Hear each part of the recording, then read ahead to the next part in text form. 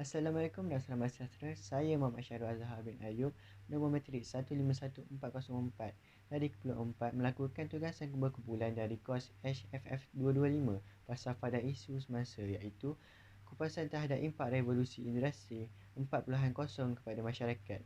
Saya ditugaskan untuk membahas kesan negatif revolusi industri 4.0 dari aspek teknologi. Kesan negatif yang dapat dilihat dalam revolusi industri 4.0 ini ialah membahayakan tahap kesihatan pengguna.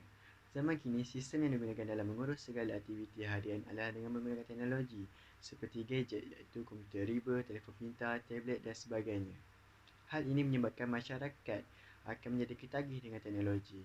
Menurut Hairul Kamal, ketagihan ini sudah tentu memberikan impak yang negatif. Pengguna akan menghabiskan masa yang banyak di komputer dan juga bersosial secara maya dengan gadget masing-masing. Masa dan tempat tidak lagi menjadi isu. Asal sahaja ada capaian internet, maka ketagihan terhadap permainan mahupun bersosial akan dilakukan demi melepaskan ketagihan. Lama-kelamaan, ini akan menjadikan rantaian kehidupan dan ketagihan terhadap permainan online tidak dapat dielakkan. Masa berharga hanya dibiarkan berlalu demi ketagihan gadget. Ini adalah impak yang amat tidak baik sebagai pengguna. Malam hari dihabiskan dengan melayari internet dan ini akan memburukkan lagi keadaan, bahkan boleh menyebabkan pengguna mengalami masalah kesihatan. Pengguna lebih cenderung untuk menjadi obesiti akibat ketagihan layari laman web, sosial dan permainan komputer. Hal ini disebabkan pengguna tidak lagi suka bergerak atau bersenam, sebaliknya sanggup makan di depan komputer. Lebih memburukkan keadaan, waktu makan juga tidak diendahkan. Melayari internet secara berlebihan juga menyebabkan individu suka duduk bersendirian sepanjang masa. Pengguna yang ketagihan gadget akan menghabiskan banyak masa di alam maya. Ini seterusnya membentuk pengguna menjadi ketagih dan obses dengan komputer. Pengguna tersebut akan kurang melakukan aktiviti luar dan fizikal. Keadaan ini akan mendedahkan pengguna kepada masalah psikologi dan juga masalah kesihatan.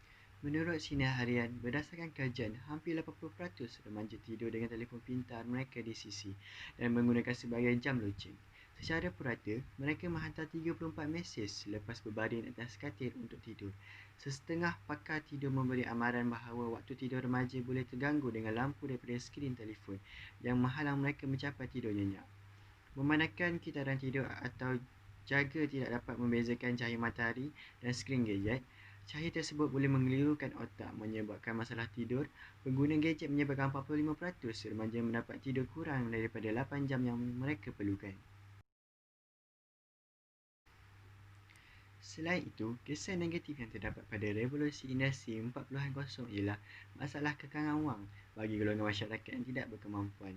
Masalah tersebut terjadi kerana masyarakat tersebut ingin memenuhi kehendak mereka seperti mendapatkan gadget, iaitu telefon pintar, komputer riba, tablet dan lain-lain peranti untuk keperluan mereka. Masyarakat, khususnya golongan mahasiswa, berdepan dengan cabaran perkembangan teknologi maklumat yang amat pesat. Semua manusia pada era industri 4.0 terpaksa berdepan dengan masalah teknostres yang merujuk kepada keadaan tertekan kerana tidak mampu menampung keperluan teknologi komputer atau automasi yang sangat mendesak. Ledakan kemajuan teknologi perkomputeran mengakibatkan wujud jurang antara kebolehan tenaga manusia dan kemampuan mengendalikan industri. Fenomena ini akan mengakibatkan gejala kegelisahan, kelesuan dan tekanan perasaan di mana ia banyak memberi kesan kepada generasi baby boomers yang banyak merupakan ketua keluarga pada masa kini. Seterusnya, keadaan ini akan mengakibatkan ketidakstabilan rumah tangga, pengabaian kebajikan anak-anak dan impak ekonomi isi rumah. Hal ini kebanyakan golongan mahasiswa mengalami masalah stres dan antara faktor utama ialah ketidakstabilan ekonomi keluarga mereka.